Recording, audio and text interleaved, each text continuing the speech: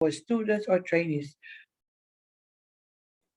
through being able to construct written tests that actually measures the performance objectives of any program that we have lined up. Right. So we start now, everybody. Right. So firstly, before proceeding with the session, I would like to get everybody's expectations from the program. You don't have to do or divide yourselves into group. I just would like for you to give your answer through the the chat room that we have here. So what do I expect you to do? To level your expectations, I would like for you to answer the following questions. There are three questions or three tasks. One, what are your expectations from this training? Second, suggest or propose at least one house rule to maximize your takeaway learning from this training program. And then write your answers in the group chat. All right. So can I have someone from your side translate this? Mr. Sarah?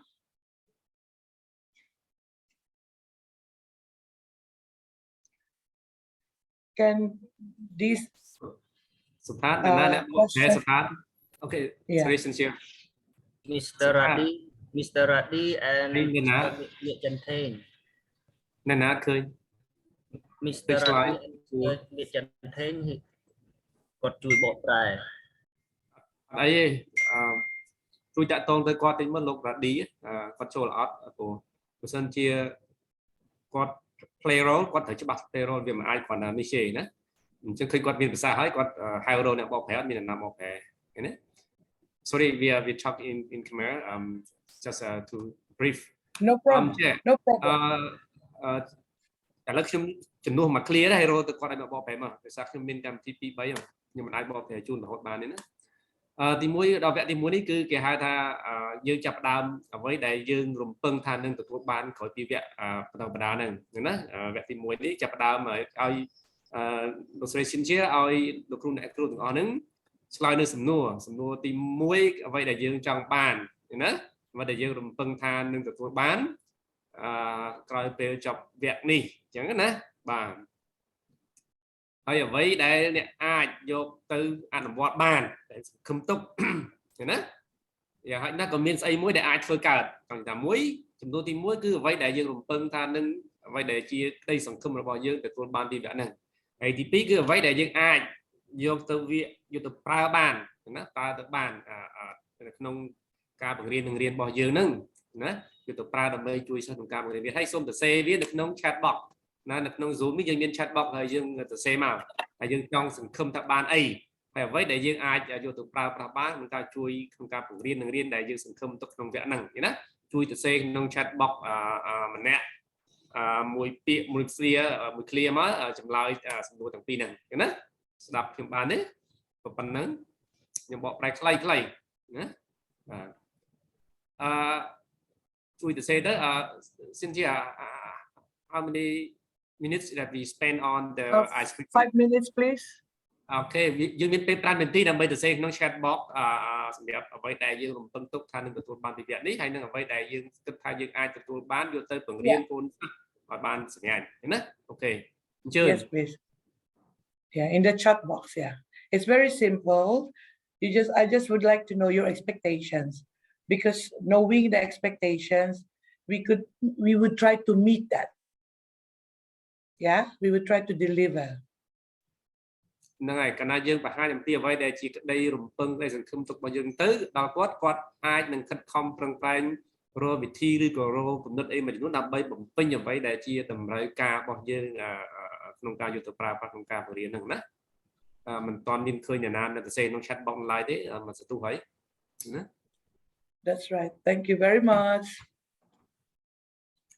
Bà dùng miền Tây Pramiti nữa chơi từ xây cho nông chat bong nữa bà. Teacher, we have a 3 questions and then we just use only 5 minutes for drop the answer. Yeah, in the Yes. chat box. I just need to see. I will have a look. There's no need for you to put in the PowerPoint or what. Just put your individual answer in the chat box.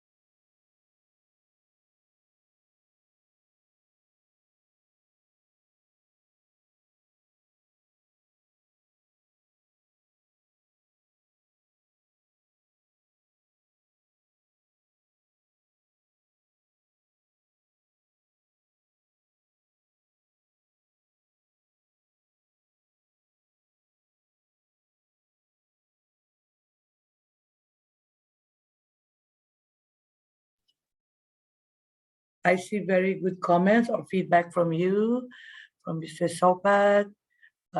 Create good test for assessing students. Okay. New experiences, additional knowledge, able to get more knowledge about writing, constructing written tests.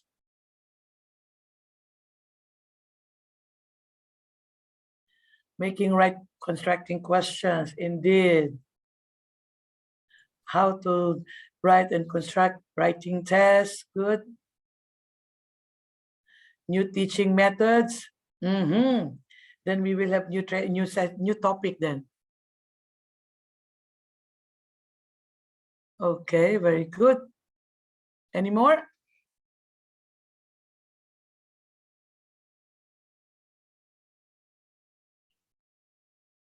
All right. This is just, you're giving us a list as to what sort of training programs you require. So this is the importance of receiving and getting feedback from you, because this is just like when you do tests. You need to be able to match the training materials that you have based on the needs of your students, of your trainees. And this is one of the ways that you can get authentic feedback.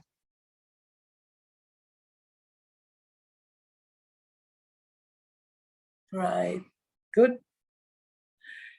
So anyway, what you could do, you may proceed, we may stop now, but please continue on giving your feedback so that later on, as we go on with the training, I will have a time to go over your responses and then see how we can respond to them properly throughout the conduct of the training program. Thank you very much. and let's proceed with the training session. Right. So thank you for taking part in this leveling of expectation exercise. Let's now proceed. So just to give you a quick program overview of the program, so you have a quick idea as to what is the program about and what you are expecting to gain from it. Right. So what are the objectives of the program? So at the end of this training program, you will be able to, one, explain the concept, principles, purpose, features, context, qualities of a good test assessment and of a test, rather, assessment and testing, methods of assessment in competency-based learning. Next is explain the two types of written test items, which is recall and you have recognition. Followed by, you will be able to describe the examples under the recall and recognition items.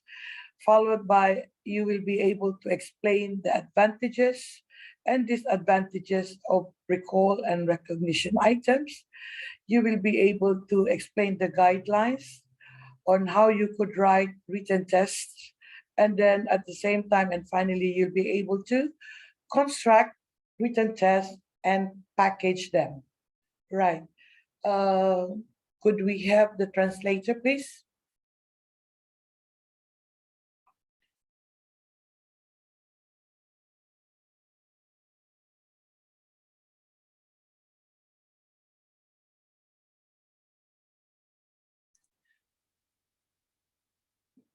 Mr. Sofat, anybody translating this?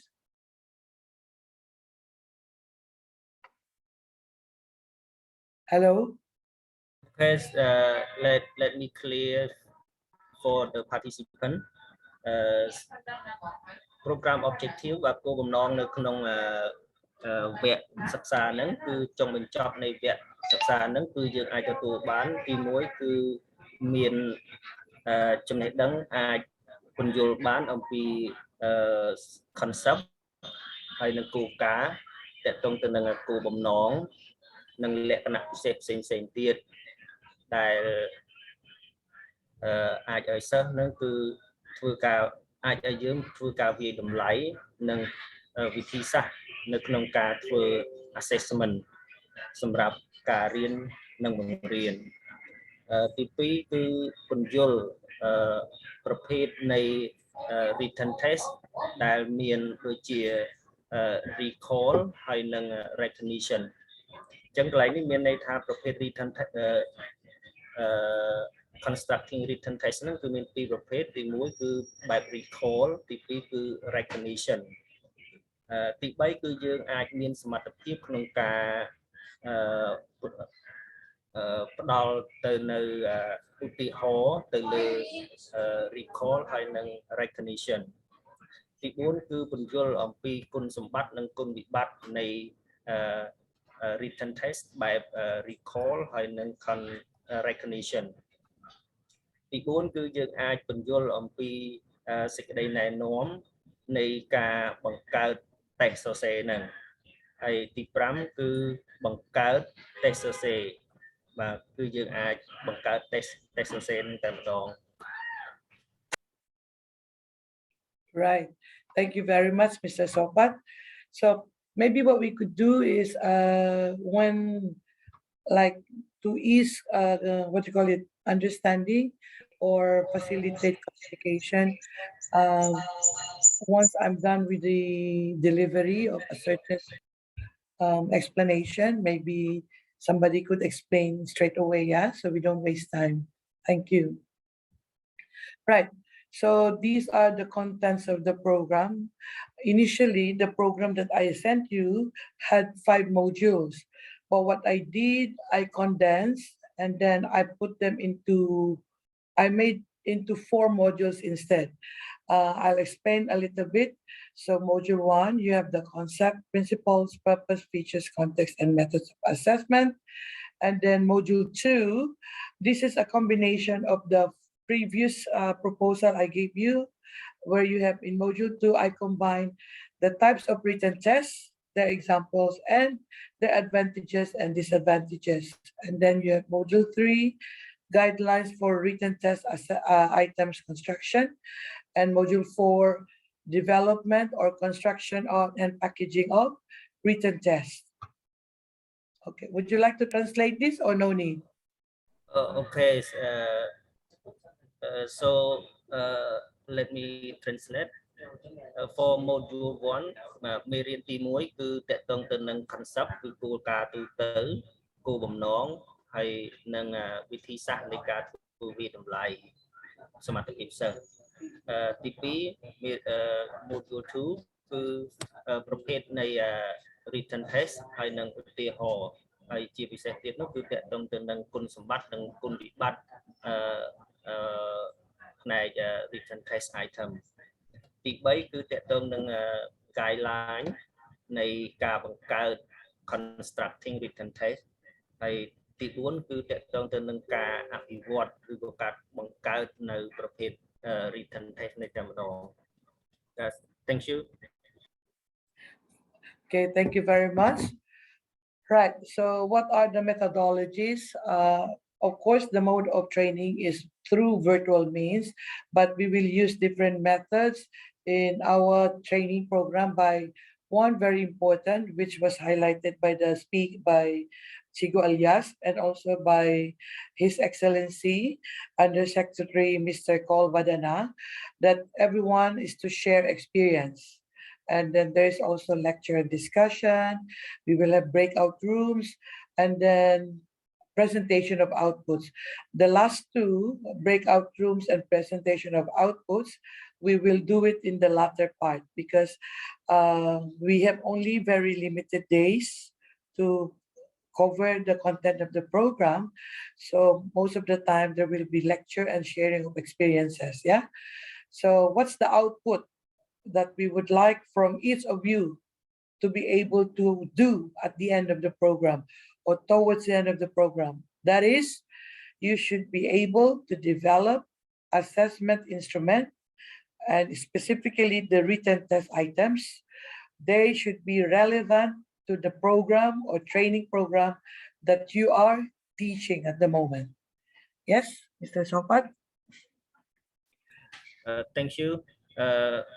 សម្រាប់វិធីសាស្ត្រដែលគាត់បង្រៀននៅក្នុងនេះគឺគាត់ទី1គឺគាត់បង្រៀនតាមបែបវាថា sharing experience គឺចែករំលែកបទពិសោធន៍តាមរយៈការបង្រៀនដោយផ្ទាល់ហើយនឹងការពិភាក្សាផ្សេងៗចំណុចទី3គឺតកតងនឹងដូចជា workshop ហើយនឹងគាត់នឹងបំបែកយើងទៅជា breakout room ហើយបន្ទាប់មកគឺគេឲ្យយើងធ្វើ presentation ទៅលើលទ្ធផលដែលយើងបានពិភាក្សាគ្នានៅក្នុង breakout room ហើយលទ្ធផលរំពឹងទុកគឺយើងអាចបង្កើតនៅវត្ថុតេស្តមួយឬក៏ឧបករណ៍តេស្តមួយដែលតកតងទៅនឹងកម្មវិធីជាពិសេសគឺកម្មវិធីដែលសហសិក្ខាកាមយើងគាត់កំពុងតែបង្រៀន Thank you.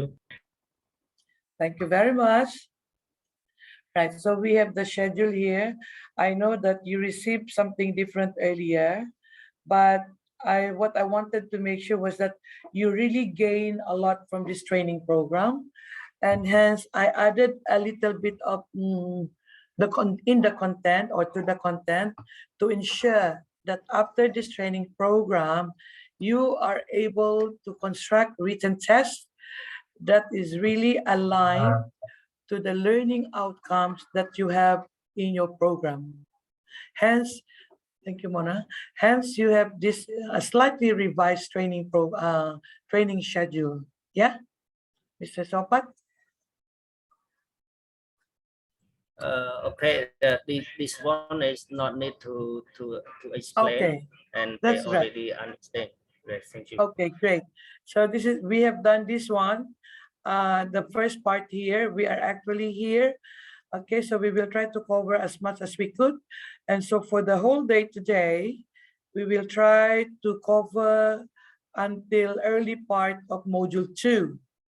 Okay, so I would like for you to pay attention because what we have here is really very important to the next or following modules.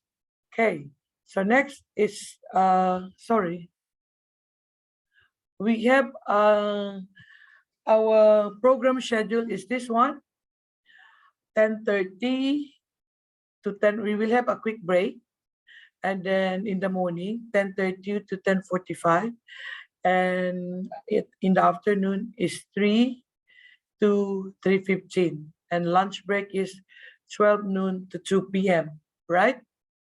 So maybe, can I make a request? Maybe we could have, for this time, we could have a quick break now, and we will come back at 10, hang on. Okay, we could come back at 10:20. Everybody, Mr. Sopat, could you announce that? Yeah, we will have a break up to 10:20. បាទឥឡូវនេះគឺយើងអាច break រយៈពេលខ្លីហើយយើងនឹងចូលមកវិញនៅម៉ោងប្រហែល 9:20 បាទជិតម៉ោងហ្នឹងគឺថាការម៉ោងបាត់វិញម៉ោងសិង្ហបុរី Is that okay? Okay, so I already announced them.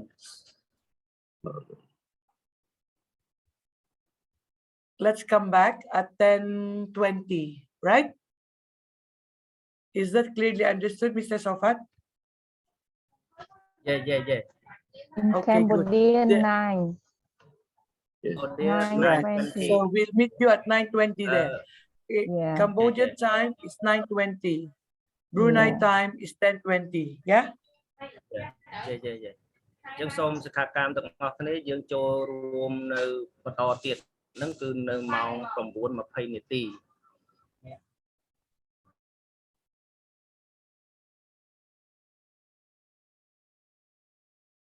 Okay.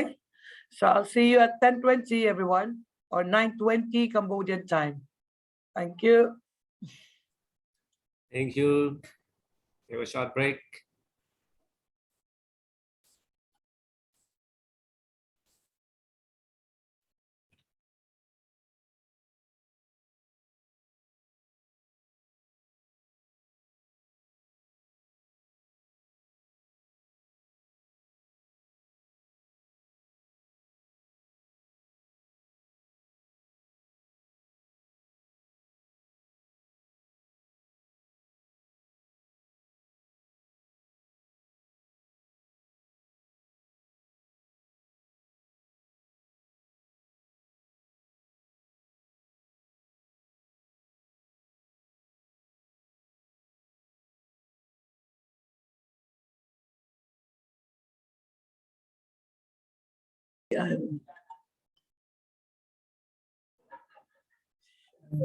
Share screen.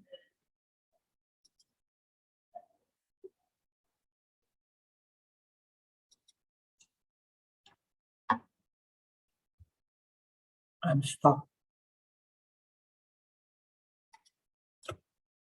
Right. So the first module of this training program is about the concept, principles, purpose, features, context, assessment and testing, methods of assessment in competency-based learning, right?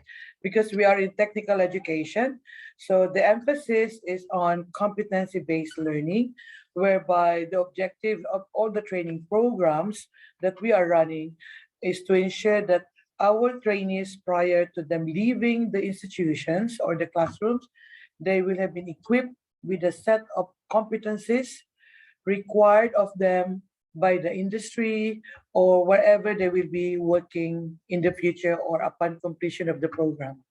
Right.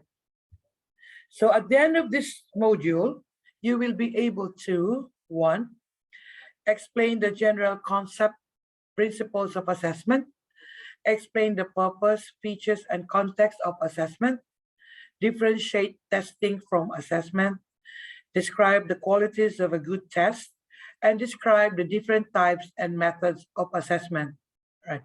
Mr. Sopat, do you want to translate this or we can just proceed? This one is not need. It already have been translated some for Okay, them. earlier. Okay, great. Thank you very much. Okay. So assessment, we start first with assessment because we use the word assessment. Written test on how to construct it. Actually, it's part of the whole assessment or evaluation process. So we start with the word assessment is rooted or came from the Latin word assidere, which means to sit beside another. So therefore, assessment is generally defined as the process of gathering quantitative and or qualitative data for the purpose of making decisions. Would you like to translate this, Mr. Sofa? Okay. នៅក្នុងនេះគាត់ចង់បង្ហាញយើងតកតងទៅនឹងពាក្យថា assessment តើ assessment ហ្នឹងគឺមានន័យយ៉ាងដូចនេះអញ្ចឹង assessment គឺមកពីពាក្យដើមរបស់វាគឺជាពាក្យ Latin ដែលមានន័យថា to sit beside the other មានន័យថាគឺថានៅគៀកឬក៏នៅចិត្តជាមួយយើងទាំងអស់គ្នា ទី2គឺ assessment នេះគឺមានន័យថាគឺជាដំណើរការនៃការប្រមូលផ្ដុំនៃការសិក្សាតាមបែបគុណវិស័យនិងបរិមាណវិស័យហើយតកតងទៅនឹងការធ្វើការសម្រេចចិត្តផ្សេងៗ Thank you. Right, thank you. It's not there. Yes, go on, please. Right, hang on. Right, so now we focus now to competency assessment. Now, earlier we said about what assessment is, and it says that a process of gathering quantitative or qualitative data so that we can make decision. Now, hence, the decision that we make is very much relevant to competency assessment. Why? Because in competency, the competency assessment is about the process of collecting evidence and making judgment on whether competency has been achieved. It means there is a need for us to gather evidences or to have some proofs so that we can make a decision, so that teachers, prior to letting the students out of the classroom, out of the workshops, they can make a decision that yes, my students are already competent and I am confident when they leave my classroom, they are able to perform the requirements of the industry. That is the concept of competency assessment. Competency assessment intends to confirm that individual or trainees are able to perform in line with the standards expected in the workplace. Mr. Sopat? នៅទីនេះដែរគឺតកតងទៅនឹងសមត្ថភាពនៃការវាយតម្លៃអញ្ចឹងការវាយតម្លៃនេះគឺតកតងទៅនឹងដំណើរការនៃការប្រមូលភស្តុតាងផ្សេងៗដើម្បីយើងវាយតម្លៃបានក៏យើងមានការប្រមូលនៅភស្តុតាងផ្សេងៗហើយនឹងការធ្វើការអនុម័តឬក៏ការសម្រេចចិត្តផ្សេងៗថាតើសមត្ថភាពរបស់យើងនឹងគឺយើងបានទទួលនៅកម្រិតណា Thank you. Now, we go to assess the concept of assessment and testing, and you could see that it is underlined here, testing, because testing, that is where the written test comes in, right? It is one of the tools that we use where we can make a decision. Now, a test can be categorized as either a selected response, as in matching type of test, or a constructed response, as in essay test or short answer test, right? When you say selected test, meaning all the answers are there and all the students needs to do would be just to choose the correct answer or select the correct answer. And constructed response is there's a question, there's a task that the students are asked to do, and they are therefore expected to come up or construct their own answers with no free answers given, but only coming from their own thinking, from their own knowledge and understanding. All right, Mr. Sopat? អូខេនៅក្នុងនេះគឺតកតងនឹងគាត់ចង់បញ្យល់តកតងទៅនឹង test បាទ testing ហ្នឹងអញ្ចឹង testing ហ្នឹងគឺយើងគឺជាការធ្វើចំណែកថ្នាក់ទៅតាមអ្វីដែលជាការជ្រើសរើសឬជាការឆ្លើយតបផ្សេងៗអញ្ចឹង test ហ្នឹងគឺវាអាចជា matching type ជាប្រភេទ test បែបគោលអញ្ចឹងទៅឬក៏ constructive response ឬក៏បង្កើត test ដែលមានការសរសេរត្រឡប់ទៅវិញឬក៏ជាលក្ខណៈជាការសរសេរ essay ដែលយើងនិយាយថាតែគឺជាតែសេចក្តីឬក៏ short answer type ផ្សេងៗtest គឺមានគោលបំណងផ្សេងៗពីគ្នាឧទាហរណ៍ដូចជា multiple choice គឺតកតងនឹង test ជ្រើសរើសហើយនឹងផ្សេងៗទៀតដូចជា essay គឺការសរសេរ Okay, go on please. Right, thank you very much.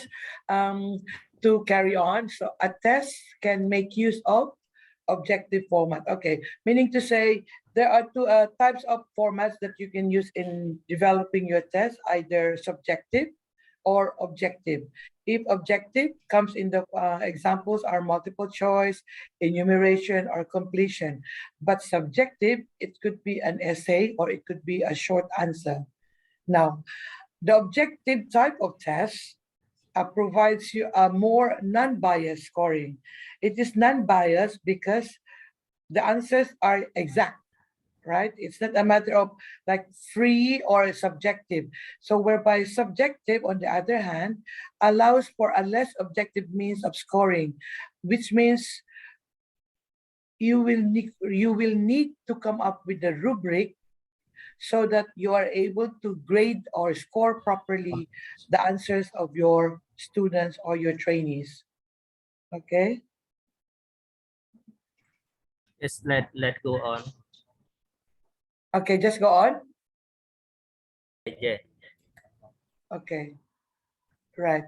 So meaning to say objective test, it's non-biased scoring because there are exact correct answers, and subjective test format, they are less objective. Why? Because you need another tool which is in the form of rubric so that you are able to mark properly or score properly your students' output. Right. Testing is the most common form of assessment. So I mean to say there are many ways that you can assess whether a student can perform or not. And of course, one of the many ways is by use of testing or bracket the written test. In the context of education, testing has to do with the use of a test or a battery of tests where you can collect information on your students' learning over a specific period of time. This comes in the form of in your training program. Your training program has modules, and let's say one training program, if it is a certificate, national or a certificate program, let's say it's a 2-year program. So a 2-year program would have about, let's say, 8 modules, right? Or 8 units. So 8 units, they are not with the same duration that you used to teach in the classroom. One unit is taught, let's say, at 1.5 hours times 2 times a week. One unit is something like 3 hours per week or 5 hours per week. So it really depends. Now, when you say collection of information over a period of time, so the length of time that you use in teaching a specific module has a very important role in the kind of test that you construct. Okay? Would you like to translate that, Mr. Sopat? Yes, yes. នៅក្នុងនេះដែរគឺគាត់ចង់និយាយតទៅនឹង test នឹងដដែលអញ្ចឹង testing ហ្នឹងគឺជាផ្នែកមួយដ៏សំខាន់នៃការធ្វើវាតម្លៃ វាតម្លៃនេះគឺវាតម្លៃសមត្ថភាពសិស្សបាទបើយើងនិយាយបរិបទនៃការអប់រំវិញ testing ហ្នឹងគឺសំដៅទៅលើនៃការប្រើសមត្ថភាពបាទ test ហ្នឹងគឺជាប្រភេទនៃការប្រមូលព័ត៌មានពីសិស្សដើម្បីឲ្យដឹងថាកម្រិតនៃការយល់ដឹងរបស់គាត់ហ្នឹងនៅក្នុងកំឡុងពេលដែលយើងរៀន All right. So okay, that's all. That's all. Okay. Continue. All right. So just to give you a clear distinction between testing and assessment, you notice that in testing, you could see that there is limited data, data collected at a point in time, performance of tests can become outdated, lead role of training providers, and then it could be high cost to maintain and to carry out. And then testing also emphasizes knowledge and specific skills. As against assessment, assessment uses multiple forms of evidence, right? It could be in the forms of tests or written tests. It could be in the forms of, like authentic tests, like coming up with projects, demonstration, simulation. It could be reporting. It could be third party or role playing. So those are the different forms of evidences that you can gather so you could assess fully well. Now, also evidence that you have, like I mentioned earlier, are not something that you can conduct all at one time. It is something that is carried out over a period of time. But a properly constructed training program will tell you that all the planning of the test should be done before a training, a given module is started, right?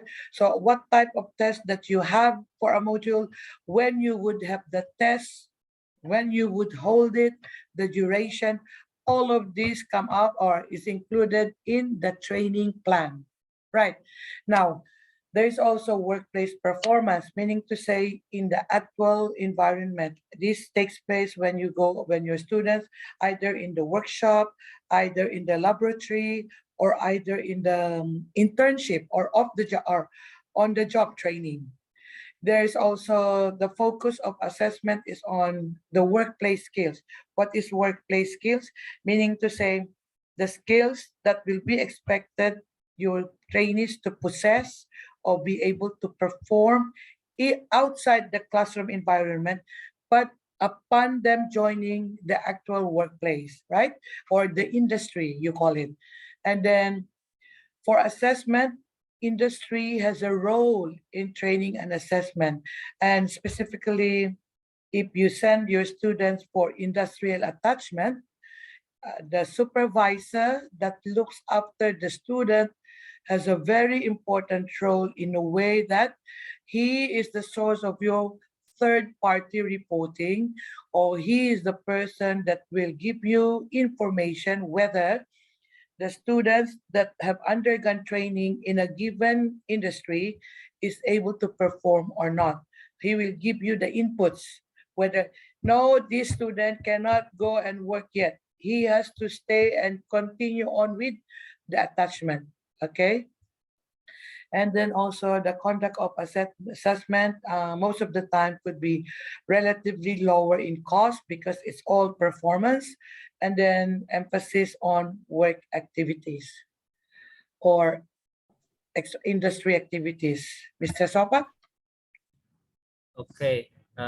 នៅក្នុងនេះដែរគឺគាត់ចង់បង្ហាញតកតងទៅនឹង test ហើយនឹង assessment អញ្ចឹងភាពខុសគ្នានៃរវាង test ហើយនឹង assessment គឺគាត់បានរាយនៅខាងក្រោមទាំងអស់ហ្នឹងហើយគឺ test គឺជាធម្មតាគឺវាមានថា limit data គឺទិន្នន័យរបស់វាគឺមានកម្រិតមានកំណត់ហើយរយៈពេលនៃការប្រមូលទិន្នន័យហ្នឹងគឺមានពេលមួយច្បាស់លាស់ហើយតកតងទៅនឹងមួយទៀតគឺវាការចំណាយអីផ្សេងៗហ្នឹងគឺវាមានតម្លៃថ្លៃតែចំណែក assessment គឺ multiple form of evidence គឺវាមានថាគេថាមានផុសតាងមានលក្ខណៈជាក់លាក់ច្រើនជាងហើយតកតងទៅនឹងតម្លៃនៃការចំណាយអីផ្សេងៗហ្នឹងក៏វាមានកម្រិតទាបជាង testing okay that's all Right, thank you very much. Now, here the qualities of a good test, just to let you know, because sometimes when you make a test, you consider the ones that what are the main characteristics or the qualities of a test that we think will be really good and what you call it, the best to use for our students in assessing their knowledge acquisition, right? Now, here you have 3 columns. I think I shared with you earlier only 2 columns, which is one in theory and the other one in practice. I made a little bit of revision. This is so that you can understand better and or rather much easier for you to understand. Okay, so the qualities of a good test, what we are looking for in a test is that they have these 3 main qualities. It is valid. Oopsie, sorry. It is valid, it is reliable, and it is usable, right? When you say valid, it should be that the test is able to measure what it is supposed to measure. And then the accuracy of a measure, meaning to say, what does it mean? You can say that the test that you give your student is valid because all the question items that you include in the test are based on the learning outcomes of the training program. Because anything outside the learning outcomes, you must not test your students. If you do so, that will make your test invalid because the test that you make will not be able to measure what you expect your students to do. How is that? Because you're testing them or you're assessing them on something that they did not do, right? You could say that a test is valid because you cover the materials that you are testing them on, and hence when you assess them, they should be able to perform or carry out based on your learning outcomes. Okay? Mr. Sopat, please, you have to explain it individually. នៅក្នុងនេះដែរគឺតកតងទៅនឹងគុណភាពនៃតេស្តដែលល្អអញ្ចឹងគុណភាពនៃតេស្តដែលល្អហ្នឹងគឺឈរទៅលើតាមទ្រឹស្ដីរបស់គេគឺទី1គឺ valid ហ្នឹងគឺតេស្តដែលមានគុណភាពបាទតេស្តដែលយើងអាចវាស់វែងបានវាស់វែងបានហ្នឹងគឺកន្លែងនេះចង់និយាយថាគឺវាស់វែងទៅលើអ្វីដែលយើងបានកំណត់ទុករួចហើយហ្នឹងបាទហើយទី2គឺតកតងនឹងប្រភេទដែលគេថា reliable គឺតេស្តដែលយើងអាចថាយើងអាចប្រើប្រាស់បានយើងអាចពឹងពាក់ប្រើប្រាស់បានបាទគឺហើយទី3គឺ usable អញ្ចឹងកម្រិតនៃ3តេស្តហ្នឹងគឺវាមានកម្រិតខ្លាំងរហូតទៅដល់ខ្សោយខាងក្រោមបាទហើយសម្រាប់ផ្សេងទៀតលោកគ្រូអ្នកគ្រូអាចស្វែងយល់នៅក្នុងនឹងថែមហើយនេះជាបទពិសោធន៍បើសិនជានៅពេលចប់កម្មវិធីនេះទៅគឺយើងអាចមើលឯកសារគាត់ឲ្យហើយដើម្បីឲ្យយើងមានមូលដ្ឋានខ្លះបាទ Okay, thank you. Right. So I will give you an example as to how validity can come in using the materials that we are using. So I will go back here. Right. So our module, these are our learning outcomes. These 5. These are our objectives. At the end of the module, these are what you should be able to perform. Now, if I were to test you, if I were to assess you, anything that is inside these objectives will be the content of my written tests. Anything outside this, I cannot include. Why? It will invalidate the test because you are assessing, I will be assessing you on something that I did not teach you on. So meaning to say validity should be something that you assess your students based on what you teach them, based on the learning outcomes that you set at the beginning of the session. Yeah? Okay, Mr. Sopat? នៅក្នុងចំណុចនេះគឺគាត់ចង់និយាយថានៅពេលដែលយើងធ្វើតេស្តឬក៏នៅពេលដែលគាត់អាសាញឲ្យយើងបង្កើតតេស្តអីមួយអញ្ចឹងសូមលោកគ្រូអ្នកគ្រូទាំងអស់ឈរទៅលើលទ្ធផលរំពឹងទុកដែលគាត់បានដាក់នេះនៅពីចំណុចទី1រហូតដល់ចំណុចទី5ហ្នឹងគឺឈរនៅក្នុងគោលបំណងនៃការលទ្ធផលរំពឹងទុករបស់គាត់ហ្នឹងណាបាទអរគុណ Thank you. Thank you. I hope this is clear on this part, Mr. Sopat.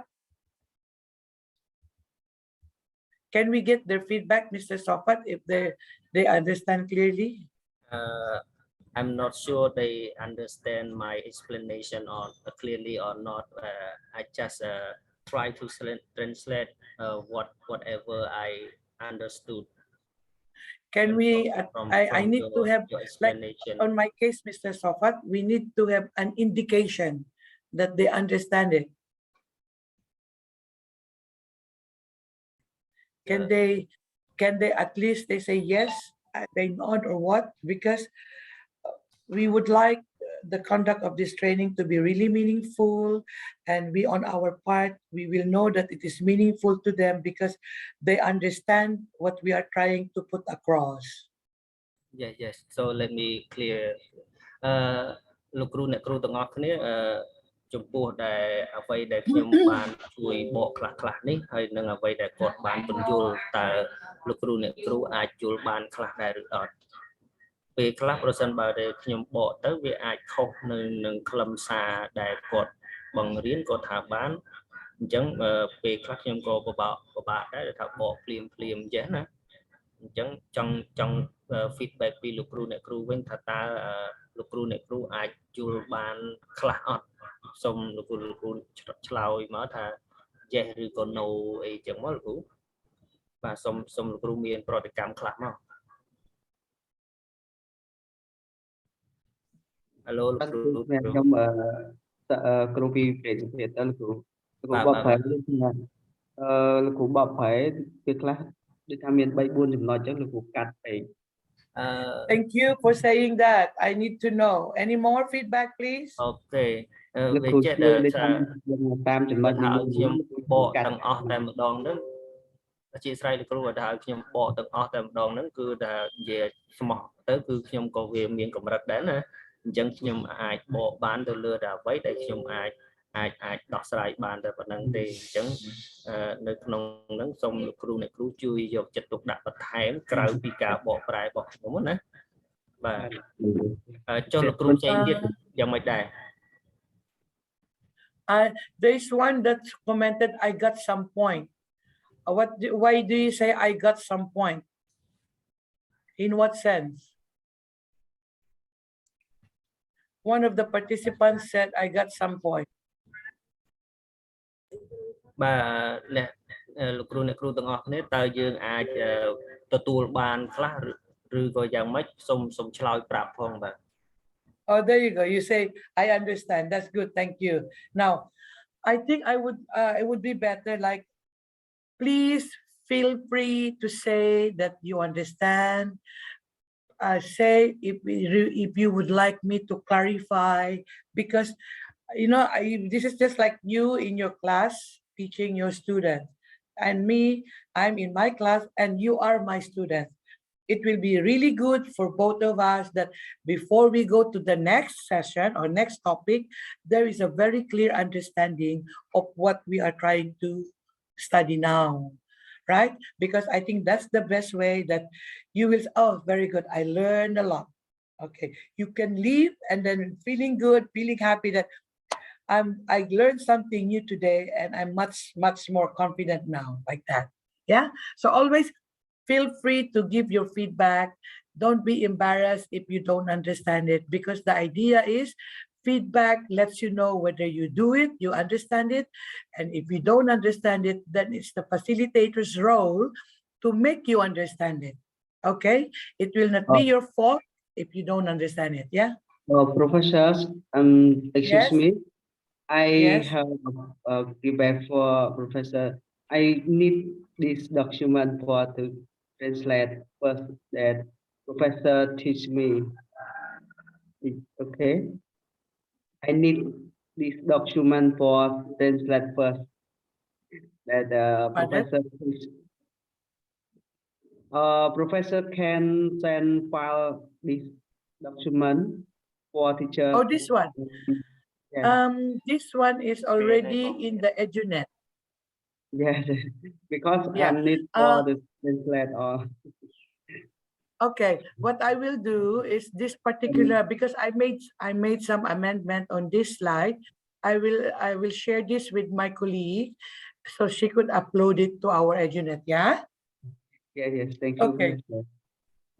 This is actually one of our roles. I'm sharing this with you, some technique.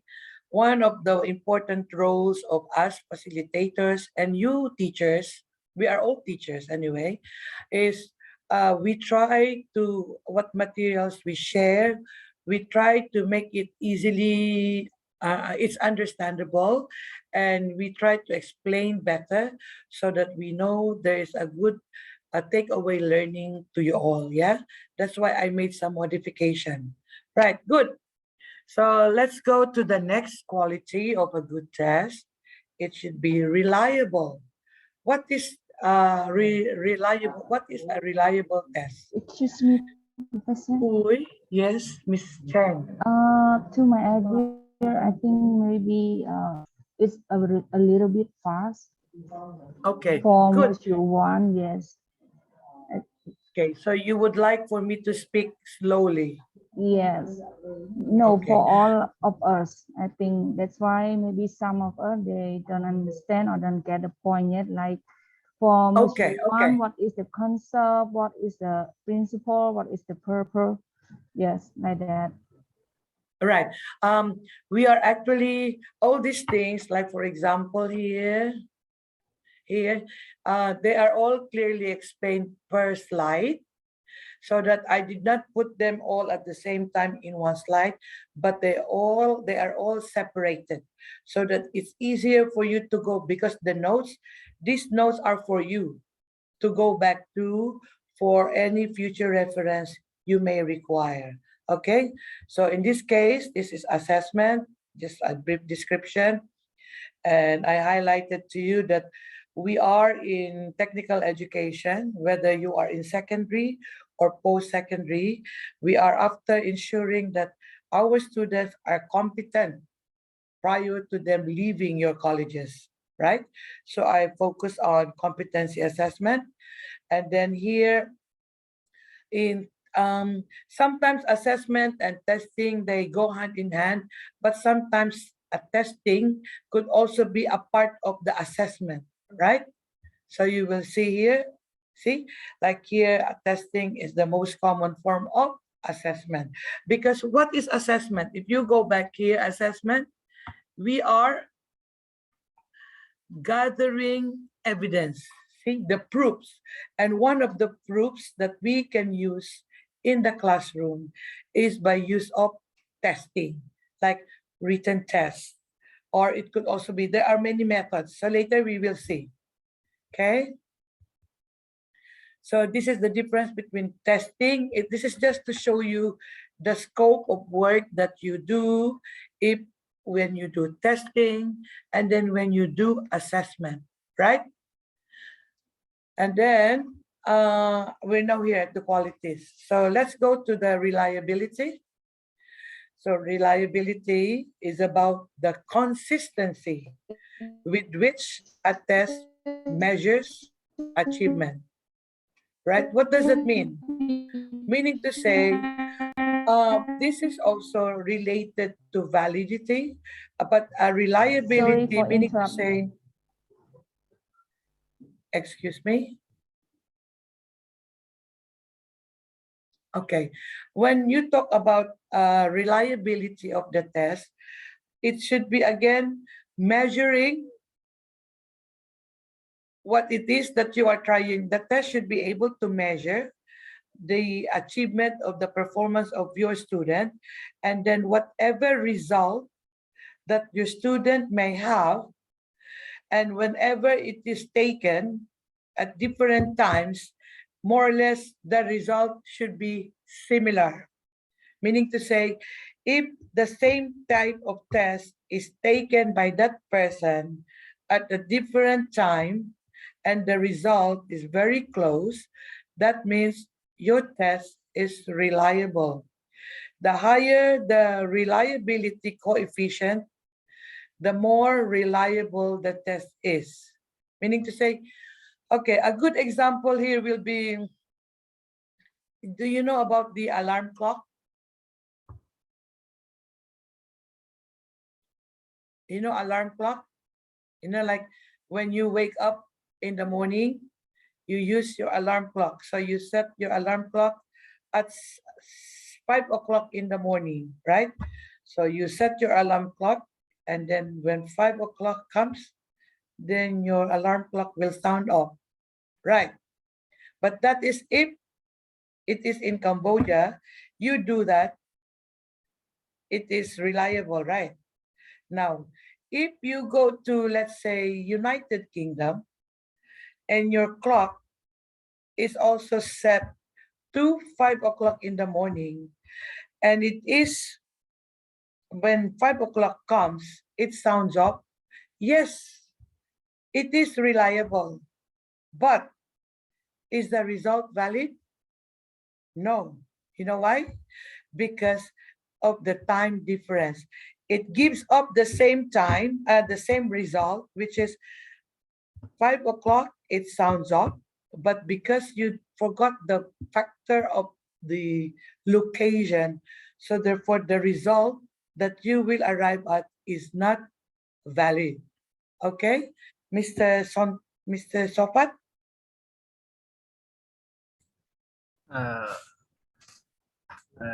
This point let participant ask the question. I think it is better than my explanation for them. Oh, okay. So can we take it then that can we then ask them to ask questions, to just the difficulty is I need to have an indication that they understand, and if they do, I proceed, and then an indication that they don't, then I will explain further. Yeah, I think that will be arrangement. That will be our arrangement now. Okay, good. So next is if you have any question, please do it in the chat box. Next, you go to a good test is usable. What is it?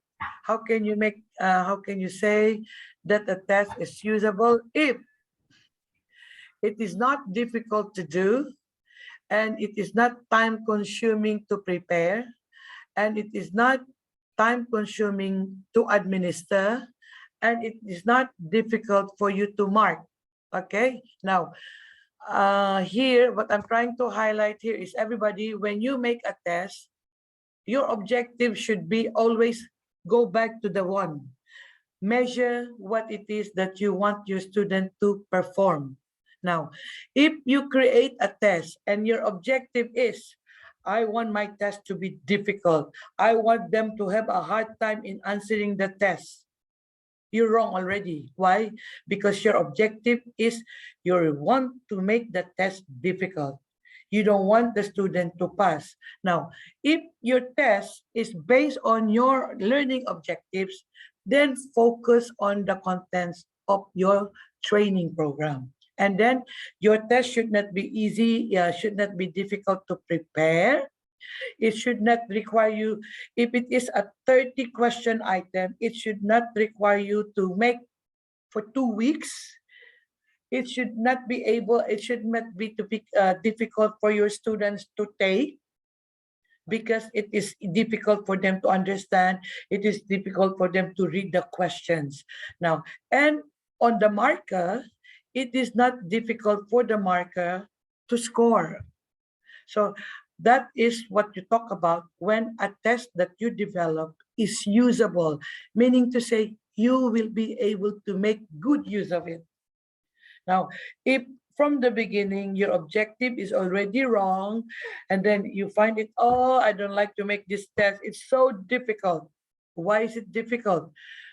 Because you are not following what is, okay, I'll show you this one again.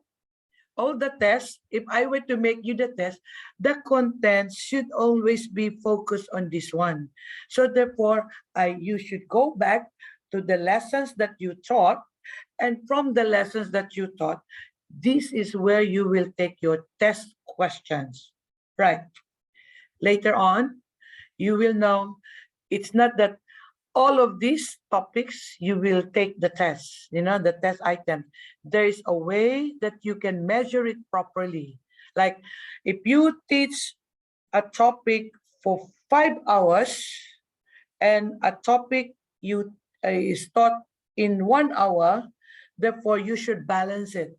You should have more questions from a topic where you taught for 5 hours and fewer questions from a topic where you taught only for 1 hour. And this is the concept of here, the usability and then the validity. Very important. So the secret is go back to your learning outcomes. Never make a test when you say, I think I like that one. Interesting. I think it will be difficult for them to do. I would like to know if they can do it. Wrong. Why? Because your objective is not to measure on what it is that they can perform based on the learning objectives that you have, and you basing it on, I want them to have a hard time in answering the test. That is already wrong. So here, your usability is this way. Don't make your test too difficult. Don't prepare your test for too long. Make sure that when your students take the test, it should be easy for them to follow. And then when the scoring, it should be easy for them to calculate, easy for them. Oh, this is a 5-question item. I should be able to answer this very well because it has a high score. If it is a 20-point essay, I need to write this fully well. I need to answer this completely because the score is 20, like that. So it has to be clearly understood by the students. And this is what it means by the usability. Okay? Okay. Please tell me it's okay. លោកគ្រូអ្នកគ្រូអាចមានសំណួរឬក៏យ៉ាងម៉េចសួរគាត់ទៅត្រង់តែម្ដងហើយឬក៏យ៉ាងម៉េចឬក៏ខ្ញុំបកប្រែឲ្យបន្តិចសិនឬក៏មិនលោកគ្រូអ្នកគ្រូសូមឆ្លើយផងបាទ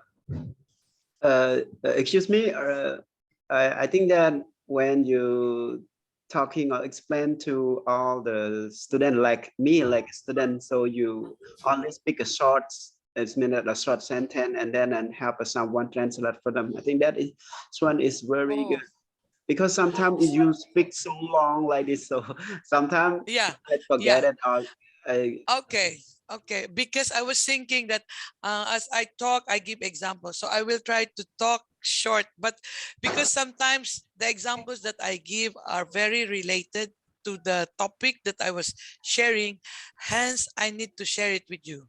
Okay, so do you want me to repeat just now? Okay. Sorry, because I think like this, so it's no easy. Problem, no problem, no problem. I encourage you to give your feedback because what the objective is, so you're able to understand and you can have a good takeaway learning, right? Right. So I go back to the usability. I'm trying to say here, your test should not be difficult. Okay. Meaning to say the kind of test that you make, the objective is based on what you taught your students and not on the objectives that I want to create, I want to write a difficult test. That should not be your objective. Your objective should be, I want to write a test based on what I taught my students. Okay, that's one. Second, your test, when you prepare, should not take so much time for you to do, right? And another one is, when your students take the test, it should not be difficult for them to take it, as in following instructions. You as the teacher, it should not be difficult for you to administer the test, meaning to say all the following of instructions, what to do, how to do. It should be easy for the teacher to explain and easy for the students to follow. And when it comes to scoring, it should also, in the test, you should also put this question, this section. Let's say your test has 5 sections. So each section you would say, this test carries 10 2 marks each, like that.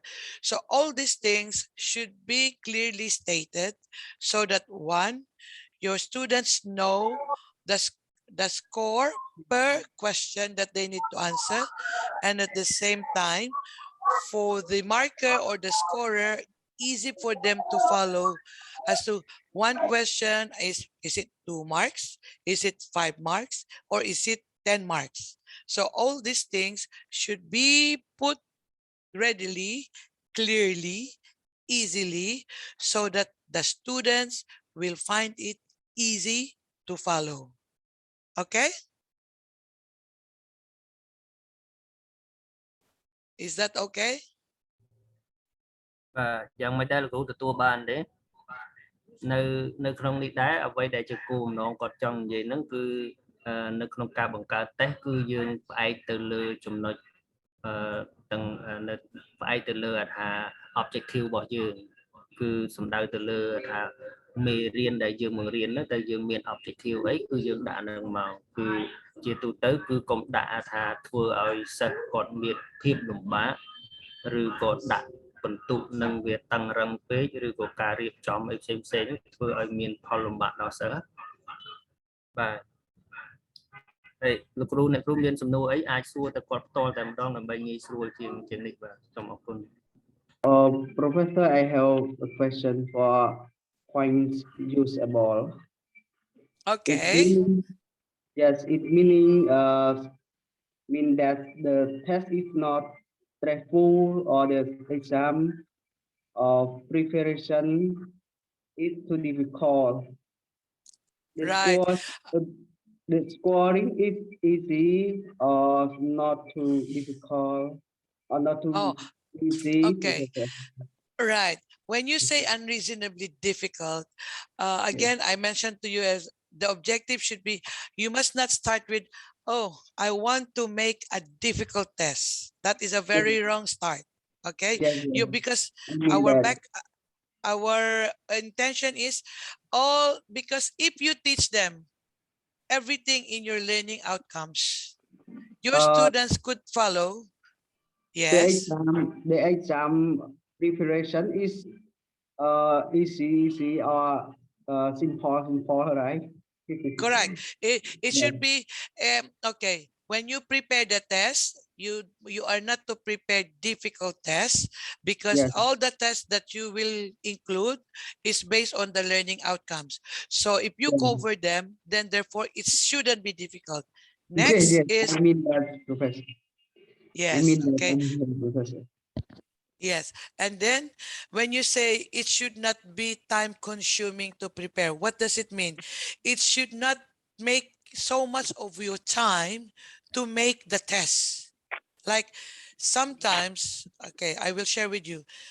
Sometimes the problem when you make tests is that you think it is difficult is because you put in many questions, many items which are outside what you taught.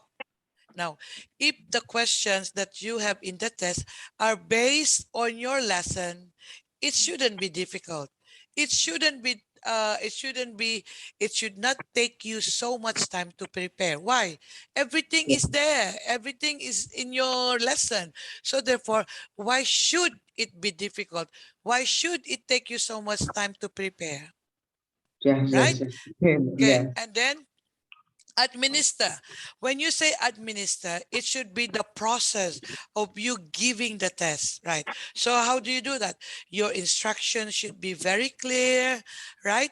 And then the marks per question should be there. So it should be easy to follow by the students. Whatever is there should not be difficult to understand by your student. Okay? So that's why when you administer, so you as the teacher, when you give the test, you will find that the students are easily following instruction. So administration side of the test, conduct of the test is easy, smooth. Now scoring. Yes, yes. Okay, for the scoring, very important that every test item, every part of the test that you have should have like this is true or false, 1 mark each. Completion, 1 mark each. Short answer, 5 points each. Essay, 15 marks each, like that. So all these things should be clearly stated so that who are you doing it for? You are doing it for clear understanding of your students. And then also so that when you mark it, easy for you to mark. So it serves two purposes, for the benefit of the students and for the benefit of you, the scorer or the marker. Is that clear? Hello? Yes, yes, Professor. Okay, good. Okay. Thank you very much. Okay. Now Thank you, let's thank you. go to, okay, no problem. Feel free to ask me. I am fine with that because you are asking. It means you would like to understand better. And that's what we like. Okay. And then qualities of a good test. Now we're done with the theory. Now, how should we do it? How should we practice it so that we become better teachers and improve with an improved skills in preparing written tests? Okay, so here, bullet 1, you have based on performance objectives. If you notice this one, if your tests are based on performance objectives, it answers the question here. Your questions will be valid. Why? Because your question items are all based on what you taught your student, based on what you want your students to be able to perform. Is that clear?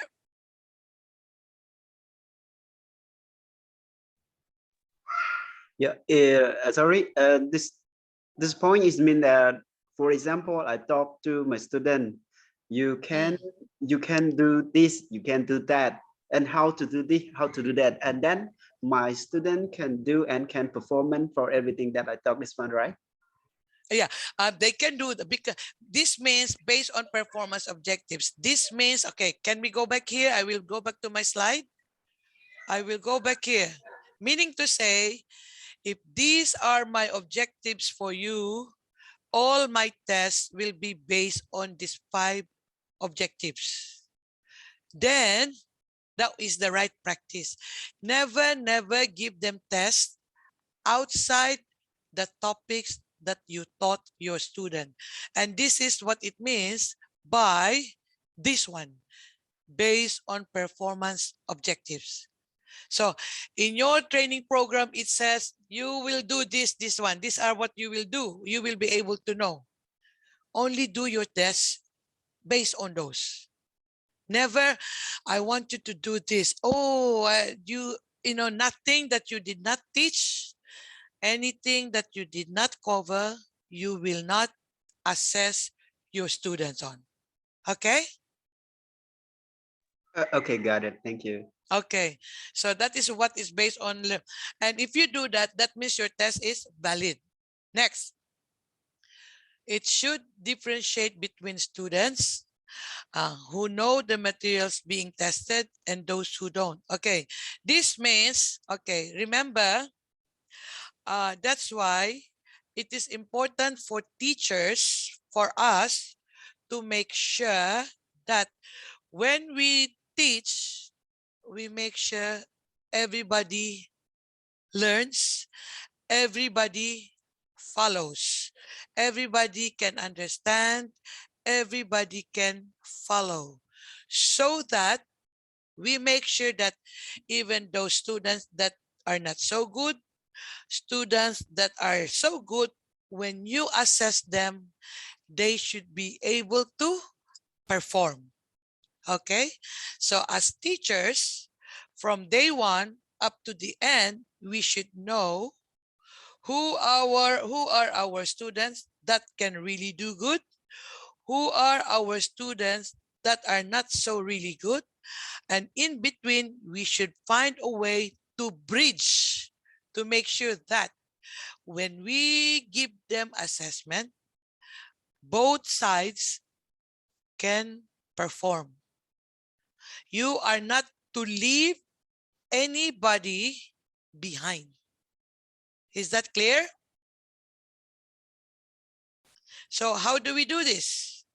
As teachers, as trainers, we need to know, it's important that we make sure that all of the students are monitored well, so that we see on regular basis who can perform and who cannot. And those that can perform, very good. Those that cannot perform, we should give them extra hand. And those that are already good, we can ask for their help to help you share or let the other classmates learn as well. Okay? Are we okay? It's okay. It's mean that Okay. if for example, I have a student, I have a class, and then I take my student, and some of my student can, for example, have I have a question I would like to ask my student, and then some student can talk to me, can answer, can reply to me, is good, can get high score like this. So, and some student is not high, it have the level, but low, is low. Yes. Yeah, yes. like this. So, and can talk to everyone to share, and how to do can get high score and how to can get low score like this. Exactly. And can share together and yeah, okay, like this, right? Yes, so that's right, exactly. And in this case, sometimes what you could do is that when you have students who are really good, and sometimes they can always give us teachers a hand to assist you in ensuring that the others who are not able to follow straight away, to give you a hand in helping out their classmates to understand better. Because sometimes if it's the same level, they are more open to understanding, more open to ask questions, right? And in that case, it facilitates learning taking place in the classroom. And that's why, so in the end, you make sure that prior to assessing, everybody should be able to understand the topic or the lesson at hand. Is that clear? Okay, then we follow by use communication skills understood by students. Okay, in this case, a good example is what we are doing now, right? Like you requested me to speak slowly and speak in short sentences, right?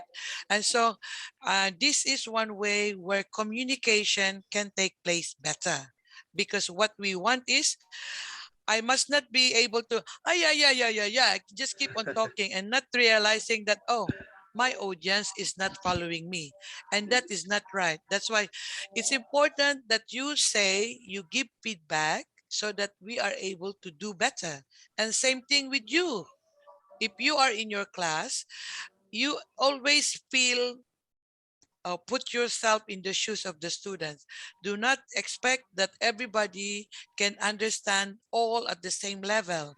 So in this case, if you, what you call it, if you make sure that everybody is on the same page, then eventually you will find it easier to teach and also to assess. Okay. And also, I like it when your colleague says, please speak in short sentences. That's fine. Because what's the point of me being able to talk fast, long sentences, if you don't understand, right?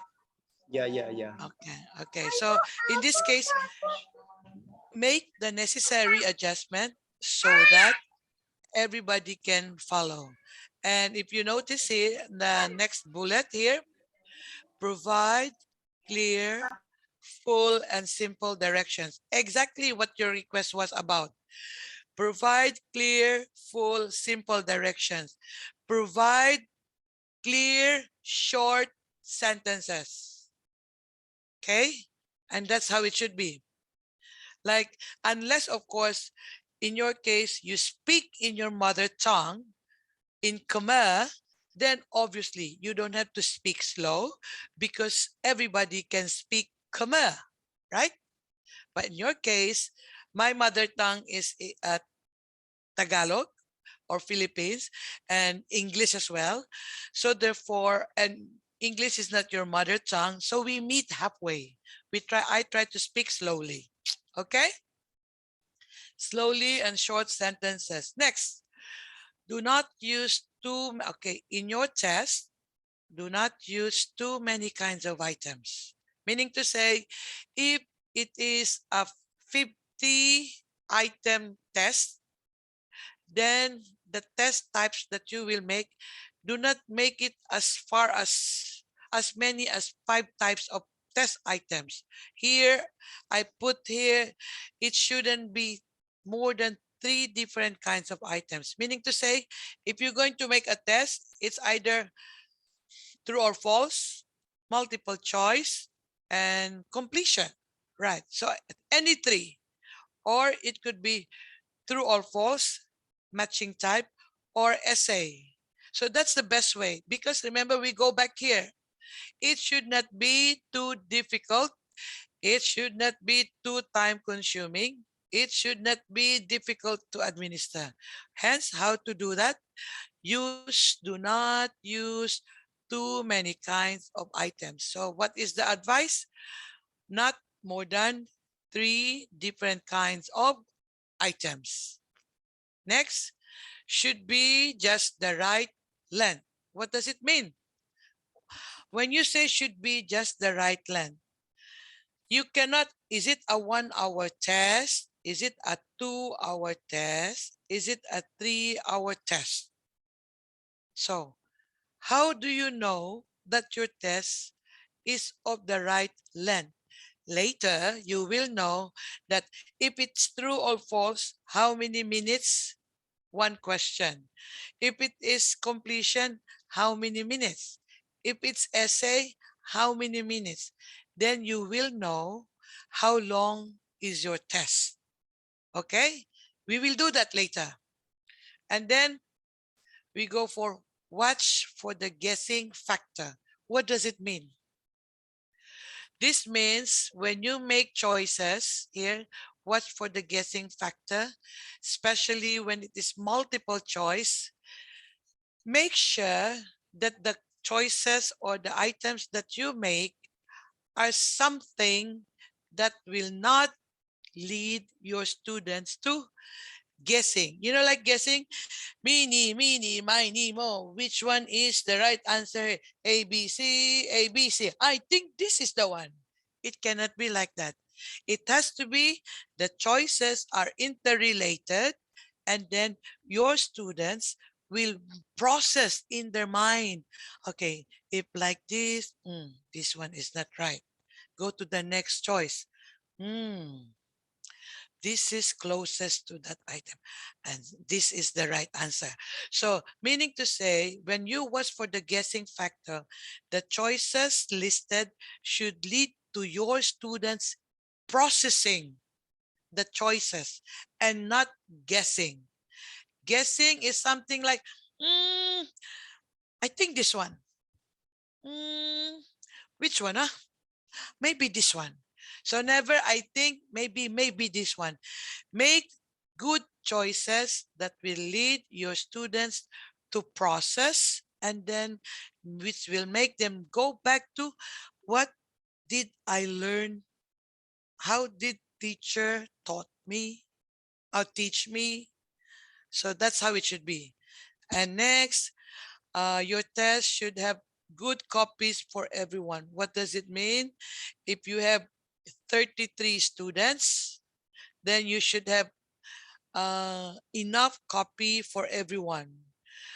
Your copy prior to giving test, your test, if there are 10 pages, you make sure that every copy of test should have 10 pages prior to giving the test to your students. Okay, and make sure you have enough copies, not many but enough, meaning if your students are 33, then you have at least 34. What's the other one for you? When you mark, you gauge your master key, your answer key in marking. Next is create favorable testing environment. What does it mean? Students, you need to help them perform better in their tests. And how do you do that? You make sure that the testing environment is conducive, there is enough lighting, there is good chair, proper table, something that will give you like a good ergonomics, will not give you occupational hazard, proper lighting, well ventilation. What is well ventilation? Enough source of air, wind. No air conditioning, then at least there should be electric fan. No electric fan, there should be at least plenty of windows. Why? Because a favorable testing environment facilitates your students processing when they take the test. Okay? And lastly, plan your test carefully.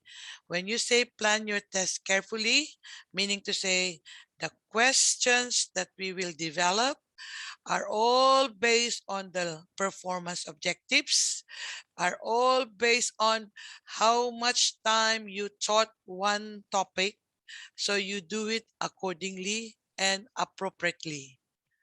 Is that clear?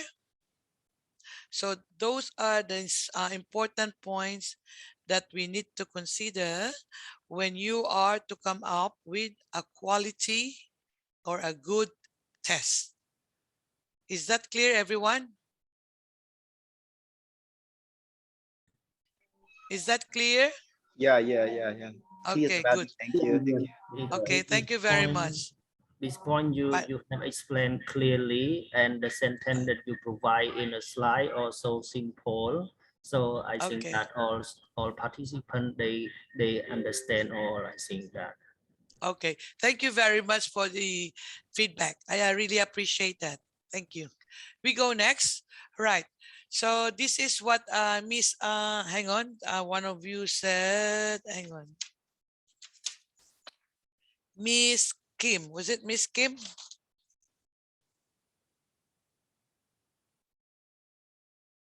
Miss Mien, hang on, that's Miss Kim. There's a lady. Miss. Miss Kim Jane, maybe Kim Jane. Yeah, I think it's Miss Chantim or something. Yeah, she wanted me to explain about purposes, features. Okay, now let's go to this one. I would like to discuss about, or to just share a little bit on what are the purposes of assessment, right? Why do we need to assess? Okay, the reason or the purposes of assessment is, one, we need to determine whether our students are ready, whether do they have enough understanding, do they have prior knowledge of the lessons that you are to teach them. So meaning to say, you want to make sure if they are ready. If they are ready, then you have to match the level of your teaching material to the level of your students' readiness. Because meaning to say, if your students are certificate students, you cannot teach them materials which are meant for diploma students. Why? Because your materials are specific for certificate students. So therefore, if you start giving them materials that are prepared for diploma students, your students are not ready. No matter how much pushing you do, it will not sink in your students. Why? Because their knowledge is not enough to meet the gap, right? So then you need to know when you teach them whether are they ready or not. Okay, next. Another purpose of assessment is you want to find out whether you are doing good as a teacher, whether the delivery is good, whether how you conduct yourself as a teacher, whether all the materials that you provide are really good, whether the strategies that you use are effective, whether the strategies that you use help you achieve the objective. Now, if the answer is no, then assessment will help you make the necessary changes so that you can improve your instruction. Okay? So you do assessment so that you can improve your instructional delivery. You can improve on the choices of teaching methodologies, teaching strategies. Okay? And another purpose of assessment is so that you will know whether, as you have been teaching, whether your students, are they learning at all? Are they progressing? Or do they remind, huh? I don't know that. So assessment will help you answer these three main questions: whether your students are ready, and if you know that they are not ready, that means as a teacher, what do you need to do? You identify a gap, if you cannot make that gap narrower, or if you cannot make that gap eliminate or get rid of it, you at least make the gap from this big to make it smaller. By doing what? Giving some extra sessions, extra lesson, some extra information, so that you bring them closer to the level of the teaching material that you will be making use of. Okay? Then after doing so, your students will be ready. Next, instructional improvement.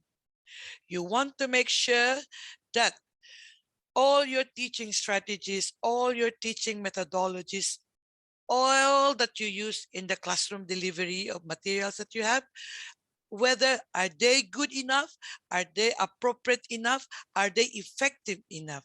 If the answers are all no, then you need to do something to make sure that you again able to achieve the objective of your lesson. Okay? And another type of the purpose is whether you would like to know, like you start your assessment from day one, you do not want to assess only at the end.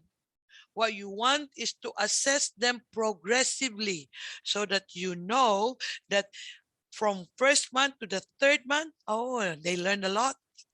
From the third month to the sixth month, they're doing good. From the sixth month to the ninth month, wow, my students have done really well. That's the kind of feedback that you want to know. And this is achieved by the purpose of assessment is you want to know whether your students are improving. Now, you see what happens If you do not make assessment in the right time, you don't monitor the progress of their learning, how you know whether your students are learning or not? How you know if your students are acquiring the skills or not? So therefore, you need to make a choice whether are you going to have a formative assessment? Are you going to have summative assessment? Okay, so later on, you will learn about formative and summative. Now, these for teachers, very important that we really know the purposes of assessment. Because you know why, everybody? The reason why the purposes of assessment is important for us to know is that in here, all these three reasons, who is at the heart of our mind, of our session here? Who is at the heart of our instruction? Can anybody tell me? To whom are we doing all this training, all this teaching for? For whom is this, everybody?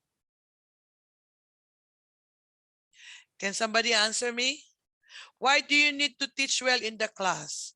Why do you need to use the right strategy? Why do you need to use the right methodology? To who is it for? Is it for yourself? For me, I think that this one and for everyone that joined this program and to know about the method, and then after that know about an assessment, and then Yeah. can follow or can take for the good thing to stick with student or something like this, because we know about the method about something like this, so it's a good one. Yeah. So now, thank you very much for saying that. Now, I want the one definitive answer. Why do you make sure that everything you need to know that students are ready? You need to improve on the instruction.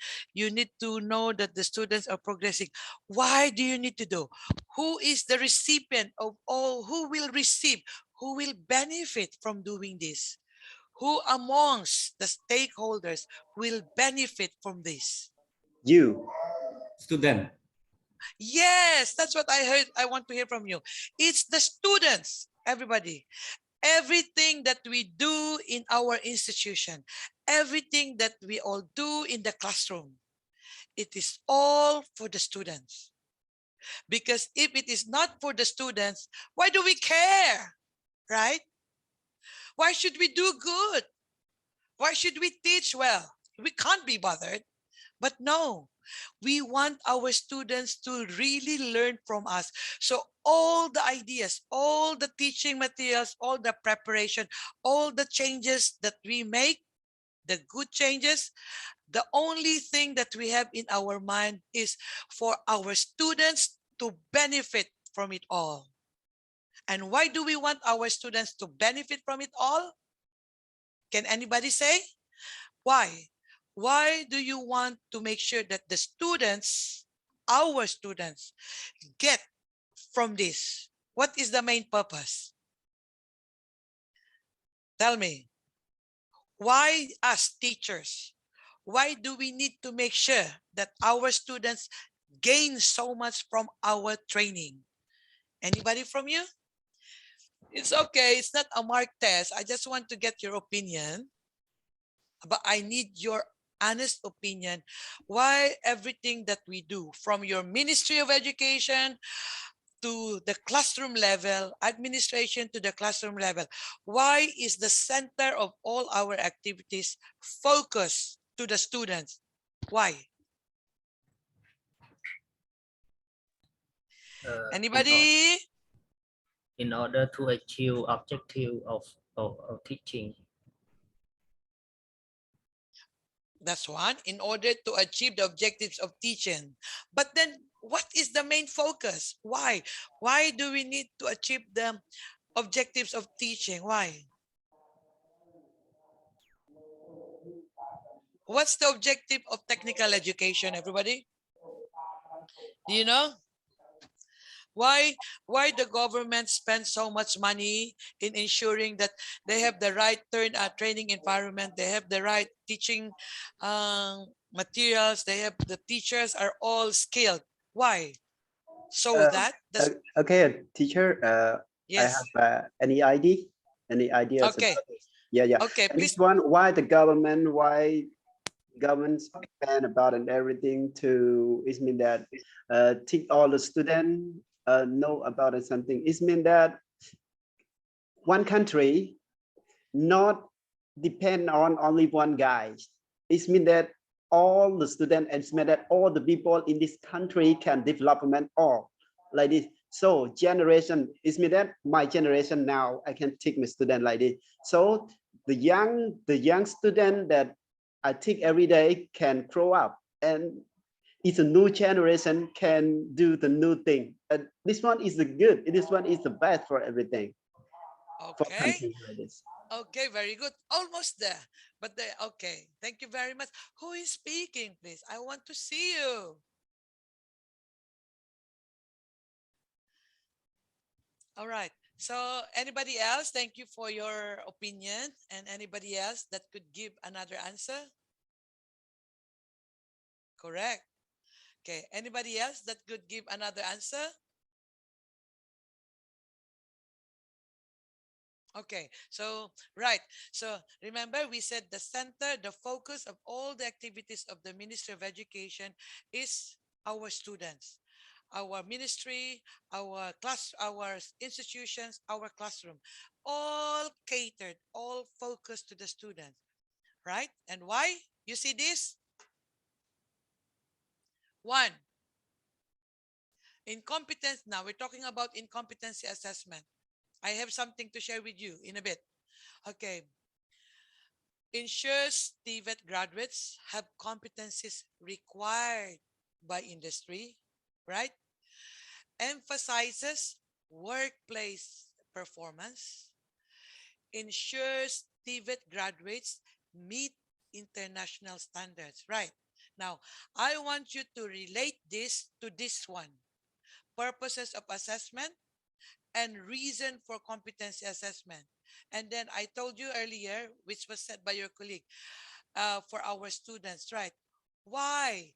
Okay, they have the right, what you call it, competencies required by the industry. What happens if they have the set of competencies required by the industry? What can they do? Anybody?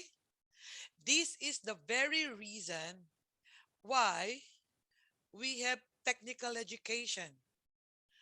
This is the very reason why we want to make sure that our students, our graduates are competent and meet the requirements of the industry. And it starts with a letter E. Do you know that letter? What the word is? Letter E. You want them to have the right competencies required by the industry.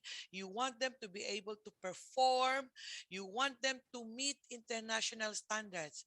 And it answers one big letter word. Educated person, that's right, but not necessarily focusing on letter E. Okay, another E, Miss Chantim and the others, I challenge you. What letter E is the focus of education, especially TVET?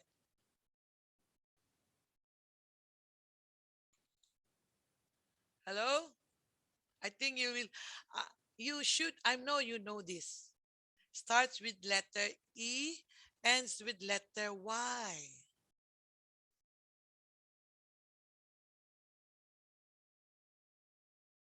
Anyone? Starts with letter E and ends with letter Y. Any guess?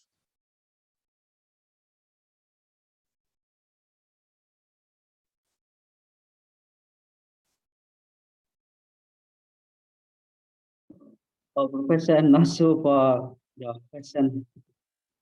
Okay, my question here is, I want to say, remember just now, The purpose of education assessment is we have to make sure that the all activities that we do are centered, focused for the students, to the students.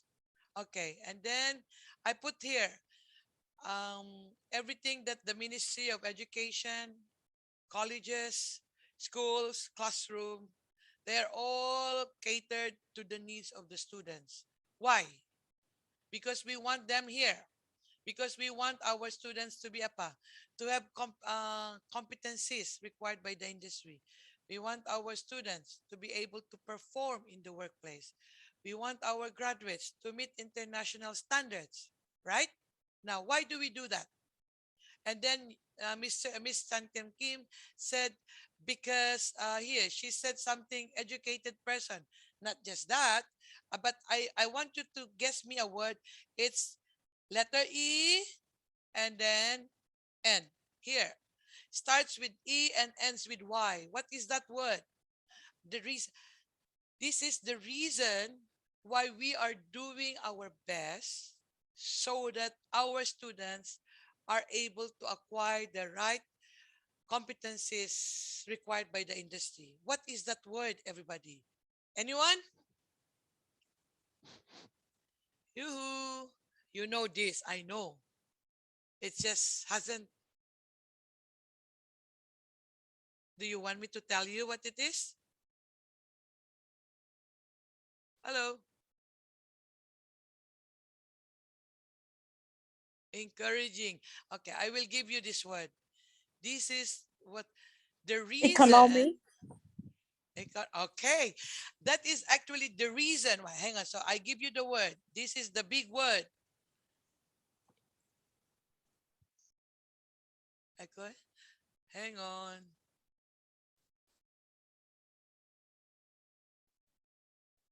Please have a look at the board and the chat box.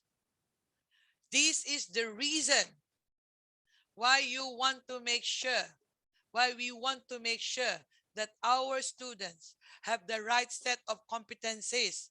This is the reason, everybody. We want our students to have this employability, right? Do you agree with me?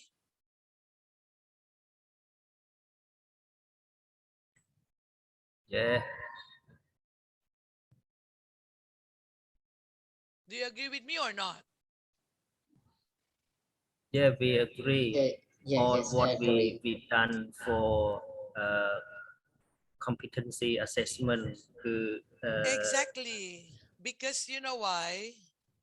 The reason I want to go back here, okay, hang on. You notice here, I want to go back here. You want them to be ready.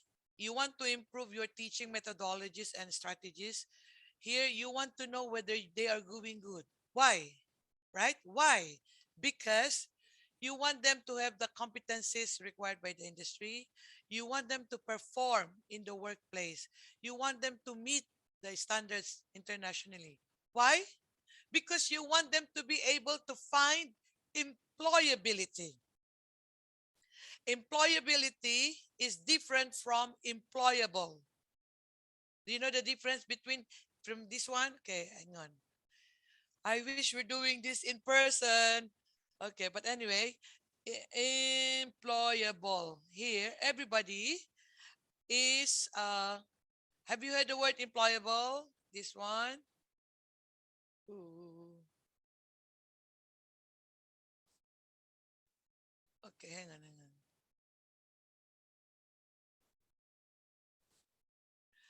Employable. Okay, employable. What we want do before, everybody. Did you know that before the objective of TVET was just to make sure that our students when they leave the colleges, they are employable. No, nowadays this was before. Employable was the main objective before, huh? This was before.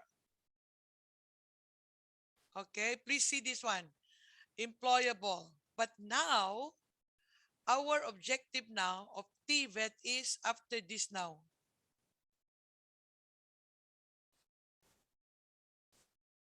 Employability. You know the difference between the two? Employable is when you say our graduates, after leaving college, they will get a job. But they will not have that job for a long time. Yeah, after leaving college, they got a job. But then after some time, they become jobless. Right?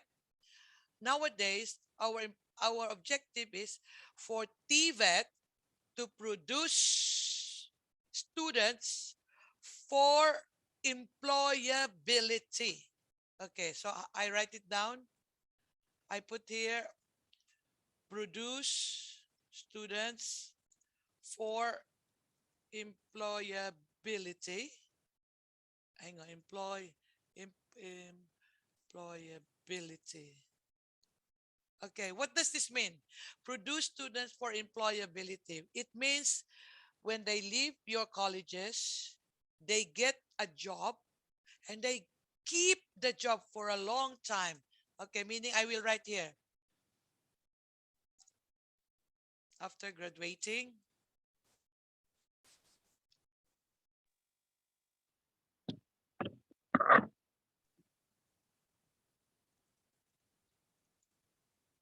they get a job and keep that job for a long time. Now, please read this one, yeah? After graduating from TVET institution, they get a job and keep that job for a long time. And that is the purpose of employability. Right? So, if it is only employable, employable,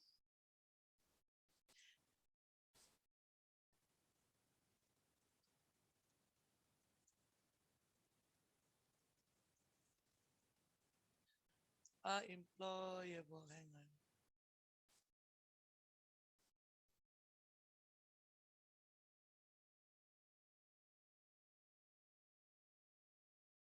They get a job after graduated, Professor, but lose.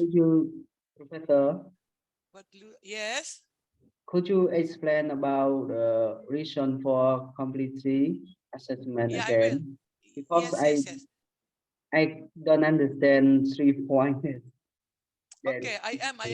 Yes. They get the job after, but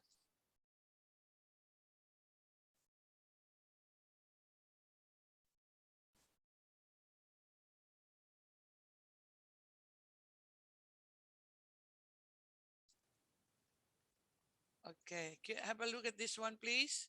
So employable, they get the job after they graduated, but become jobless in the end. So that was the before. The objective of TVET before was so that you produce students who are employable. Now, the objectives of TVET is to produce students for employability. Okay. So you're asking here the reason for competency assessment is right. By using competency assessment, we ensure TVET graduates. Okay, it means that the assessment materials that we use in assessing students measure the students' competencies required by the industry. Now, if they have the competencies required by the industries, that means the students could be employed. Now, if they have the competencies required by the industry, that means they can perform in the industry. So therefore, our assessment is something that is focused to all the sort of skills that are expected from our student to perform when they join the industry. Okay, and then lastly is our TVET graduates, if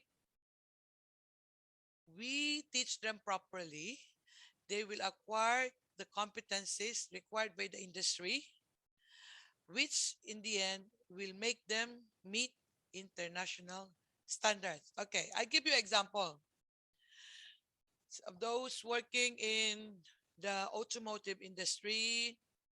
So they work in, let's say, Toyota, Hyundai, Kia.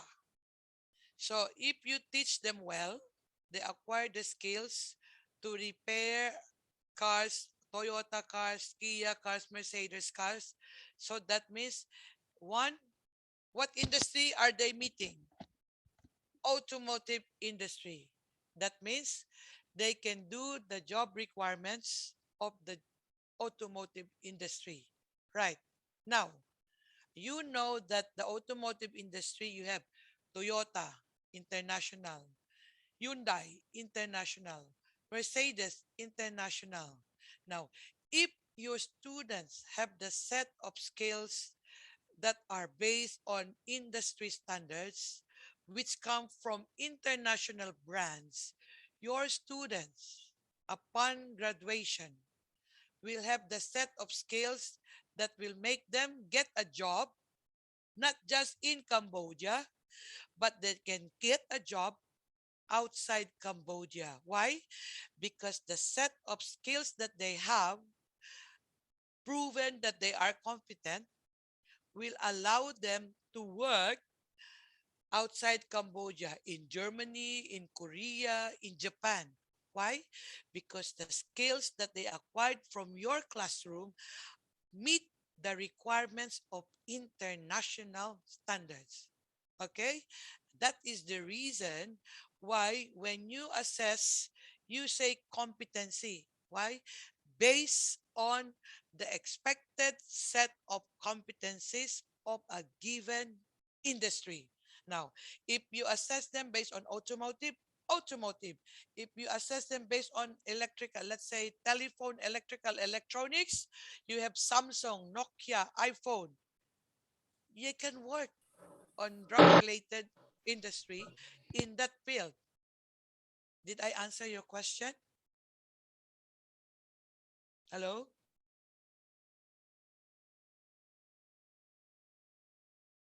Hello? Yes, hello, Professor. Did you get the question right? Bạn. Yes. Hello?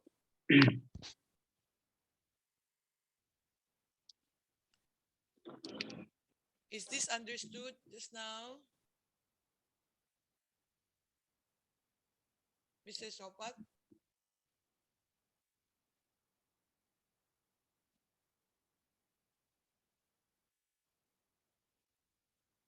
Excuse me. Are you all here with me? Yes, we are. Yeah, but I need feedback from you. Somebody was asking if for me to explain the reasons for competency assessment. Who is that? I want to know if it is understood. Yeah, I understood about this. You explained to all the student here about and competency assessment. It means that it's for this one is for example, and the student that graduate at college already and can find a job, and then after find a job, in for example, and for the student, it means that employee is mean that a staff at over there and can work and can do and something. For example, is a car company. It means that car.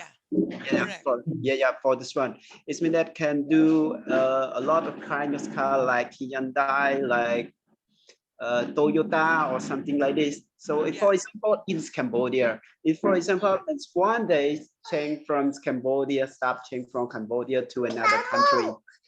If change another country, they need to, they stop, need to update idea, need to update, need to do everything. It means that like a new, like something is means that like a new generation here. Okay. Sorry. Sorry.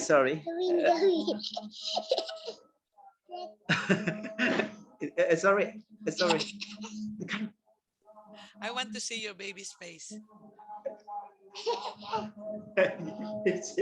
Sorry. Sorry, teacher. Okay. So do you remember? So Okay. I'm sorry, teacher, you can speak loud Finish. because slow. Thank you, teacher. You can ask someone about something. Okay. Pardon. Okay. Thank you. I, What I did you send say? my baby back. Okay. Somebody is saying something? Can you hear me well?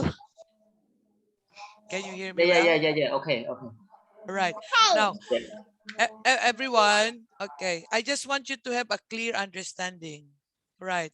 Your train. Okay, let's go back. I want to take your mind to the training programs that you have, that you are using in teaching in the classroom, right?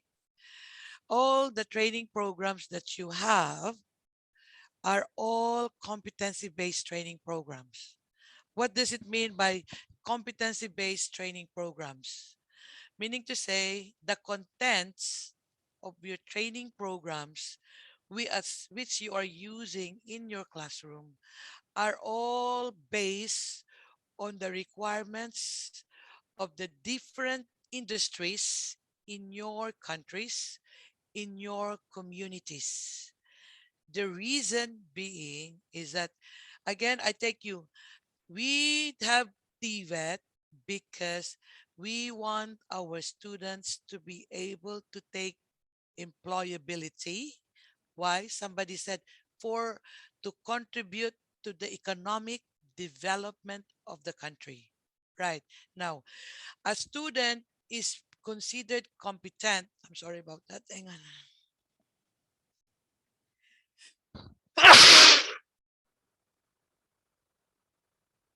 Excuse me. Right. Bless you, Okay. Professor. Thank you. Okay, please listen. This is very important because you are all TVET people. Now, you should be able to understand this clearly, that even with closed eyes, if you hear someone ask you this, you should be able to answer. Okay, TVET programs are all anchored on meeting the requirements of the industry, right? Now, you can say that the training programs that you have in your institutions are relevant because they focus on the set of competencies required by the industries you have in Cambodia. Now, what you need to do is, these programs that you have, which are based on the requirements of the industries in Cambodia, the objective is to produce students who are competent with a set of skills, knowledge, and attitude, so that when they leave your colleges, they can be employed and they can take up employability. Now, what's the difference between the two? They are employable, meaning they can get a job.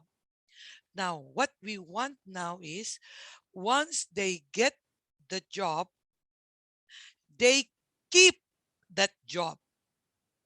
So the purpose of keeping that job is what we are calling employability. What TVET does not want is your students are competent, they get employed, and after some time, they become jobless. So what we need to do is TVET programs to remain relevant, meaning needed.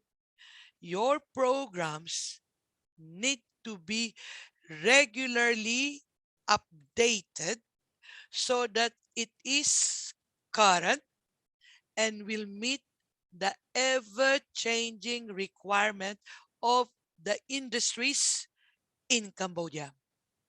Okay, and that's why you say competency assessment. Why?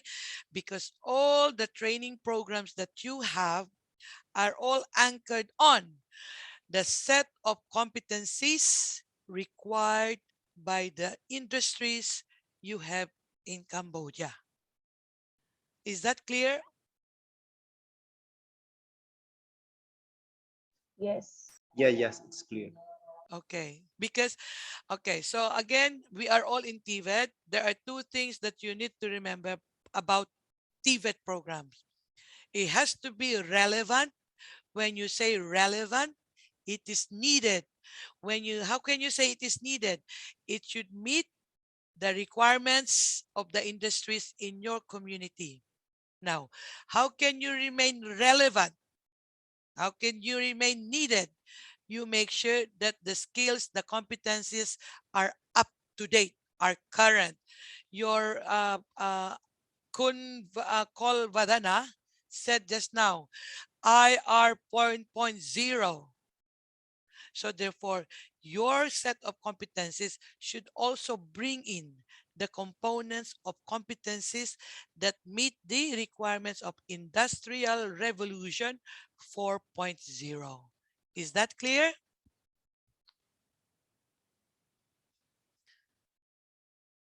Hello? Yes. Okay. Do you still want me to talk slowly? Or is this slow already? Yeah, yeah, yeah. It's This okay. one It's okay. is good. Okay, good. Thank you very much. Right, and let's go to the next. Okay, hang on. Oh, it's already, what time do you have now?